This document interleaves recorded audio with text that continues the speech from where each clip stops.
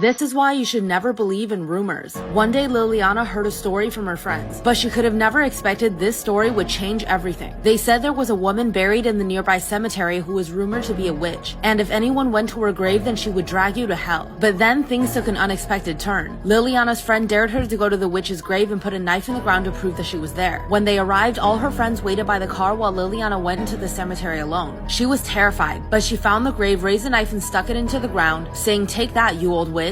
This is when she realized something was wrong. When she tried to leave, she couldn't. Something was pulling her back and dragging her down. She cried for help, but no one heard. A few hours later, she was found lying by the grave with her face frozen in fear. Without realizing it, she had stuck the knife through her dress, pinning it to the ground, and that's what was dragging her down.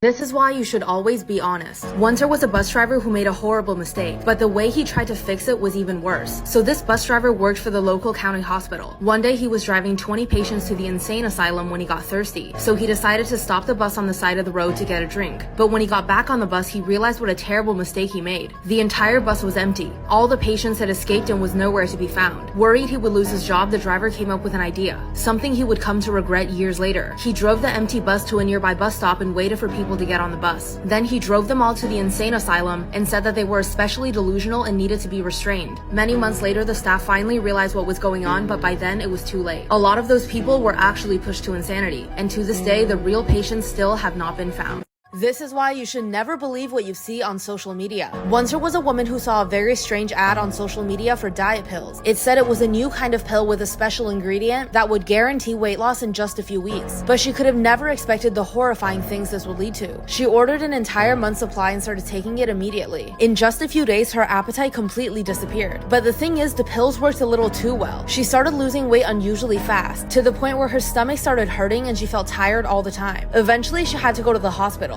And this is when doctors asked if she ate anything weird lately. She said, "No, I've barely eaten anything since I started these new diet pills." The doctors then took those pills to the lab to get tested, and that's when they finally found out the truth. Inside those pills were the eggs of a tapeworm. This is why I don't tell anyone where I live. There was once a boy who asked his single father for a bedtime story, so the father told him. There was once a boy named Colby who made friends with another boy online called Helper23. On Colby's birthday, Helper23 wanted to give him a present in real life, so Colby gave him his home address, where he lives with his mom, his dad, and his little brother. But then Colby started to feel a bit weird about giving his address to a stranger online. The next night, he thought he had to tell his parents about it. He called out to his dad but got no reply, then found both his parents killed and a man wearing a dark hoodie holding a knife in the hallway.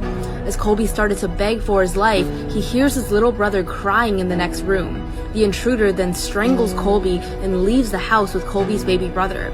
The boy then looks up at his father and asks, "Why did the intruder take the baby?"